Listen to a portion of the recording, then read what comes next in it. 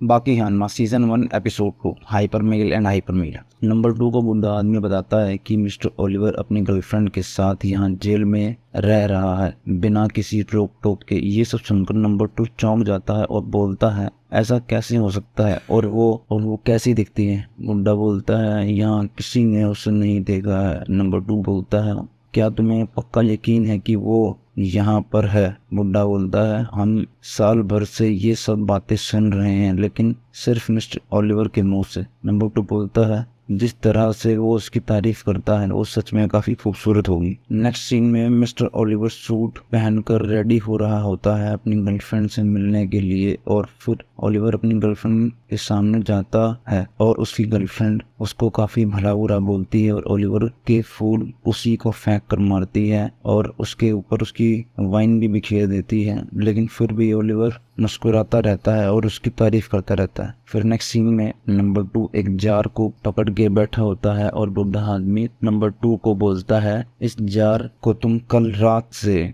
पकड़े हुए हो, इसमें तुम क्या सुन रहे हो। हम सब जानना चाहते हैं कि इसके अंदर क्या है। और नंबर 2 बताता है इसके अंदर है बहुत सारी ताकत। एक बार की बात है कि बहुत तेज तूफान आया था जिसने सब कुछ तबाह कर दिया था। उसी सुबह एक बच्चे ने मुझे ये जार दिया था जो कि उसने पहाड़ की चोटी से भरा था तूफान वाली रात को, और उस लड़के को सब वहाँ सबसे कमजोर कहा करते थे, लेकिन वो सबसे स्ट्रांग और ब्रेव निकला। और फाइट का टाइम नजदीक आता जा रहा था और सभी कैदी ग्राउंड में एक साथ हो जाते हैं और गार्ड आपस में बातें करते हुए बोलते हैं कि तुम्हें क्या लगता है कि आज कौन जीतेगा। और दूसरा गार्ड बोलता है ऑफ कोर्स ओलिवर, इस बात में कोई शक नहीं है। सब कैदी भीड़ में खड़े बात कर रहे होते हैं कि आज ओलिवर अपनी गर्लफ्रेंड को भी साथ लाएगा, और इस जगह जहां सब कैदी थे वहां पर किसी को भी किसी से बात करने पर कोई रोक टोक नहीं थी, और इस दिन कोई भी जेल से भागने तक की नहीं सोचता था क्योंकि ये फाइट का दिन था। और तभी नंबर 2 की एंट्री होती है, सब उसकी तारीफ कर रहे होते हैं और कैंट नंबर 2 को जार पकड़ाता है। तभी ओलिवर की एंट्री होती है और सब उसे देखकर चौंक जाते हैं और सोचते हैं कि इसने ये क्या उठा रखा है अपने कंधों पर। और ओलिवर के कंधों पर एक किंग साइज बेड होता है। सब बोल रहे होते हैं कि उस पर उसकी गर्लफ्रेंड होगी जो कि बहुत ही ज्यादा सुंदर होगी। आज हम सब उसे पहली बार देखेंगे। और अचानक ओलिवर बेड को हवा में उछालता है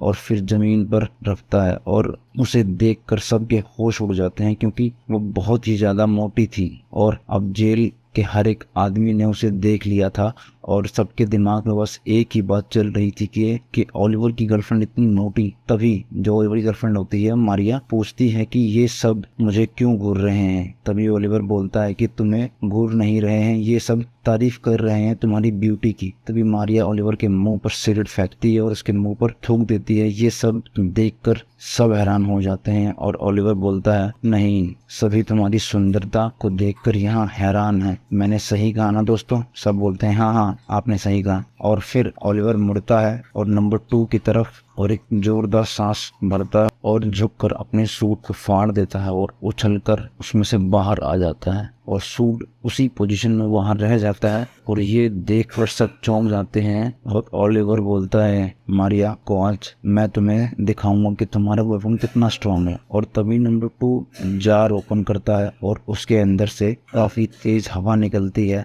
थोड़ी देर बाद ही नंबर 2 उसे बंद कर देता है और बोलता है कि चलो शुरू करते हैं। और नंबर 2 अपने सर पर बंधा हुआ रुमाल उतारता है और उसके एक छोर को पकड़ लेता है और दूसरी तरफ से ओलिवर को पकड़ने को बोलता है। तभी ओलिवर बोलता है तुम लूजर लूज खेलना चाहते हो, ये खेल तो मैं बचपन में खेलता था। यहाँ पर एक गेम के बारे में बताया जा रहा है जहाँ दोनों अपोनेंट कपड़े के कोनों को पकड़ लेते हैं और जो कोने को पहले छोड़ देता है वो हार जाता है। तभी ओलिवर बोलता है मैं जानता हूँ नंबर 2 तुम्हारे ग्रैंडफादर एक मागागारू स्टाइल निंजास्तु मास्टर थे जिन्होंने तुम्हें ये फिंगर स्ट्रेंथ सिखाई है, और मुझे लगता है तुम्हें ये गेम इसलिए चुना है क्योंकि तुम्हें अपनी स्ट्रेंथ पर काफी प्राउड है। और तभी नंबर 2 बोलता है अगर तुम डर रहे हो तो हम रूल बदल सकते हैं। और तभी ओलिवर भी कपड़े के दूसरे कॉर्नर को पकड़ लेता है और ओलिवर पूछता है तो क्या गेम स्टार्ट हो गया है। नंबर 2 बोलता है हाँ बिल्कुल। और तभी नंबर 2 ओलिवर की चिन पर एक पंच मारता है और फिर एक सीधे मुंह पर और फिर एक और पंच। कई पंच खाने के बाद जब ओलिवर गिरता है तो वो अपनी ग्रिप नहीं छोड़ता है और नंबर 2 उस ग्रिप को दोनों हाथों से